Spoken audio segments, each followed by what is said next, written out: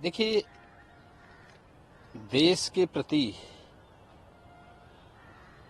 और देश की आम जनता के प्रति कांग्रेस की मानसिकता क्या है, यह पहले भी यूपीए गवर्नमेंट के दौरान भी और कल फिर एक बार उजागर हुआ है। कांग्रेस के घोषणा पत्र में भी कहीं न कहीं ये सब इशारे थे।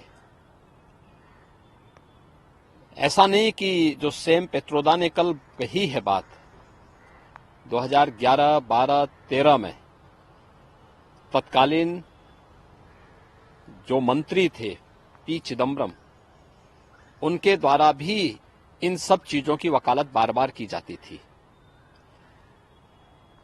और कांग्रेस जिसने देश के संसाधनों को लगभग 60-65 वर्षों तक लूटा, अब उसकी नियत लोगों की, आम जनता की संपत्ति पर लगी हुई है और आम जनता की संपत्ति पर लगे होने के कारण ही अब वह इस विरासत टैक्स की बात कर रहा है और फिर इसको बांटेगा उन लोगों को जो घुसपैठिए हैं। आखिर कौन नहीं जानता कि असम के अंदर, इस देश के नॉर्थ ईस्ट में या देश के अंदर अलग अलग भागों में जो करोड़ों की संख्या में घुसपैठी आए हैं, रोहिंग्या आए हैं, इनके पीछे तो कांग्रेस का ही वोट बैंक की पॉलिसी है।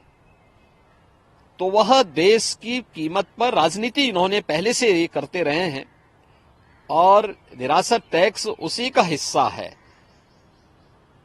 एक तरफ ये आम जनता को टैक्स लाद करके तबाह करेंगे, उनकी संपत्तियों को जबरन अपने कब्जे में लेंगे और फिर उन घुसपैठियों को, उन लोगों को देंगे जो लोग, जिनका भारत से कोई संबंध नहीं है।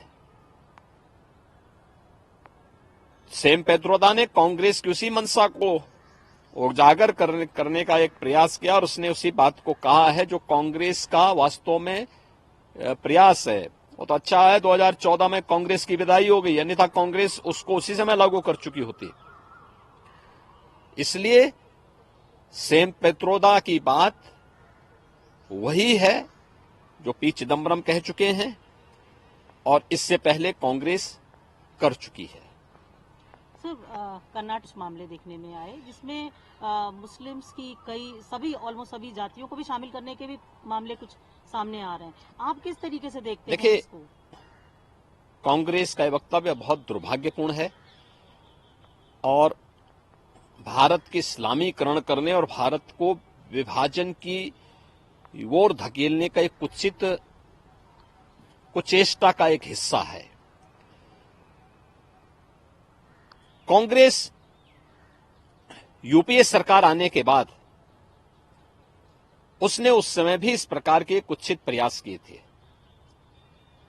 पहले जस्टिस रंगनाथ मिश्रा के नेतृत्व में एक कमेटी गठित की थी और रंगनाथ मिश्रा कमेटी ने एक प्रयास किया था।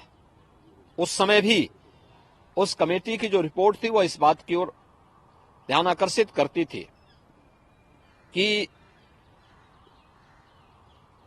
ओबीसी वर्ग को मिलने वाला जो 27% आरक्षण, उसमें 6% आरक्षण मुस्लिम को दे दिया जाए।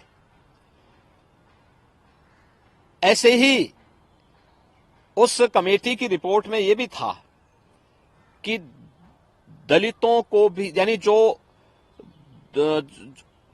लोग कन्वर्ट हो चुके हैं मुसलमान, उन लोगों को भी दलित का एक हिस्सा, मुस्लिमों का एक तबका ऐसा है जिसको दलित का पार्ट बनाया जाए। दलितों को मिलने वाले जो सुविधाएं उसके अनुसार भी उनको ट्रीट किया जाए। उस समय भारतीय जनता पार्टी ने बहुत बड़ा आंदोलन किया था।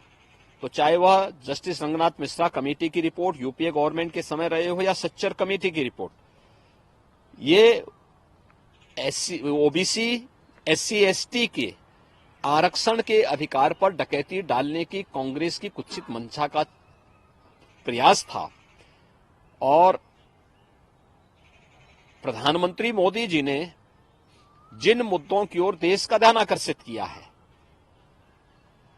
जिस पर उन्होंने कहा है कि ये अनुसूचित जाति, जनजाति और पिछड़ी जाति के लोगों के हकों में ये लोग लूट करना चाहते हैं, लूट मचाना चाहते हैं।